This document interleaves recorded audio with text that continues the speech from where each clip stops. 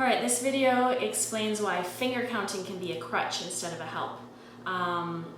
When children are in kindergarten and first grade, it seems like a helpful thing to teach them how to count on their fingers because it gets fast results, they get the right answers. But as they move forward and learn how to add and subtract with larger numbers, it actually becomes a crutch for them.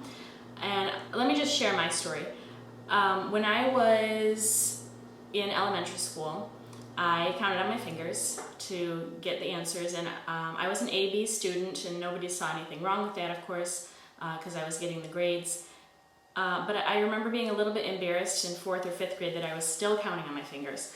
And I don't know if I made this up or possibly my mom taught it to me because she recently told me that she had learned this in elementary school, but I did something that is now called touch math or touch points, and it's where you look at the symbol on paper and you imagine little dots that you can count. And so it's basically the same thing as finger counting, just you don't feel as juvenile actually using your fingers.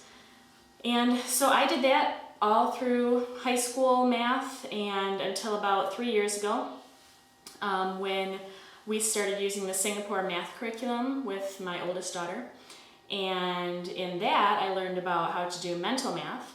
And I've been learning along with my daughter, and it's been absolutely amazing. I don't have to use my fingers anymore, and I actually understand our number system now.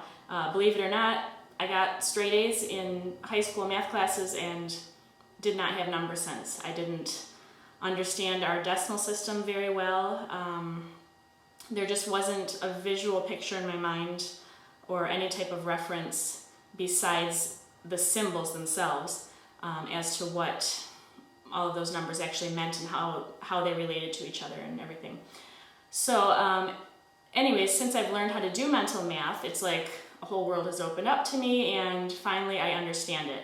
All through elementary math, I felt like I was just barely hanging on, barely getting those good grades, and I always had this sense that there was just something I was not understanding completely. And there really was, because I was only using counting on or counting back strategies instead of using mental math strategies like making tens, bridging 10, there are a lot of different names for it. So basically the finger counting was a crutch for me. I couldn't move forward in my understanding of our number system because I was just stuck there. And no one told me any differently. No one said there was another way. Honestly, I think most people in the United States just don't know there is another way.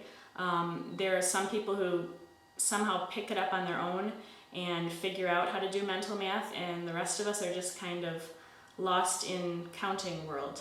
And so I think it's important that we help our children to get past the finger counting stage, and even if at all possible, to not even teach them that. Maybe that's not possible with all children.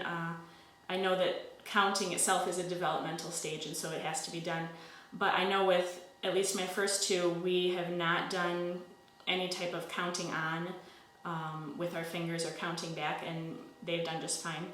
So of course, that's 2 children. It's not everybody, but it is possible, at least for some children, to not have to use their fingers ever.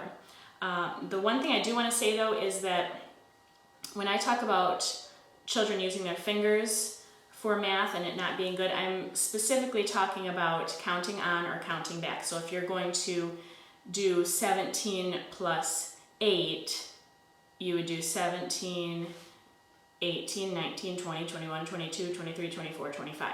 Okay, that's what I'm talking about. What I'm not talking about is using your fingers as a memory aid for your working memory, such as if you were going to count by 5s and do 7 times 5, 5, 10, 15, 20, 25, 30, 35. That's just helping you remember how many 5s you have counted.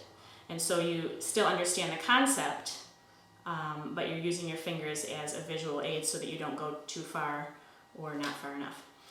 So basically I'm talking about addition and subtraction, teaching children to count on or count back using their fingers it gets you quick results in kindergarten and first grade, and then it shortchanges the kids after that, and they get stuck in that rut. And honestly, they don't want to put forth the work to learn mental math because it's just quicker and easier to use your fingers. You don't have to think. When you're counting on and counting back, you're using your rote memory, and so it's just like mindlessly saying a list of words. They're not actually thinking about number concepts at all. And so mental math does take work at the beginning, but it pays off at the end. And so if we can somehow get our children to put forth that work at the beginning and not go the easy route of using their fingers, in the end we are going to have a more mathematically inclined society. People are going to understand numbers a lot better if we can move towards that goal.